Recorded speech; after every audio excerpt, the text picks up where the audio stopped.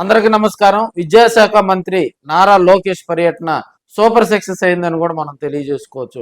ఈ కార్యక్రమాన్ని ఆద్యాంతం ఎమ్మెల్యే ఏలూరు సాంబశివరావు పర్చూరు కాన్స్టిట్యున్సీలో ఆయన ప్రోగ్రాం సక్సెస్ చేయటంలో కూడా ఆయన ముందుండి భారీగా కూడా కార్యకర్తలను నాయకులను అక్కడికి తీసుకురావటం జరిగింది.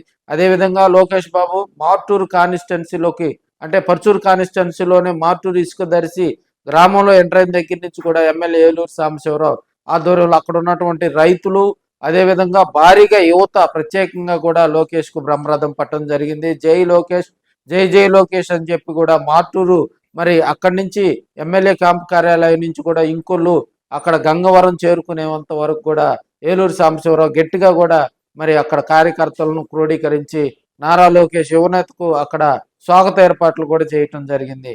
ఏలూరు ఏర్పాట్లను కూడా అక్కడ ప్రత్యేకంగా కార్యకర్తలందరూ కూడా ఒక క్రమశిక్షణగా దాన్ని సక్సెస్ చేశారని కూడా తెలియజేసుకోవచ్చు.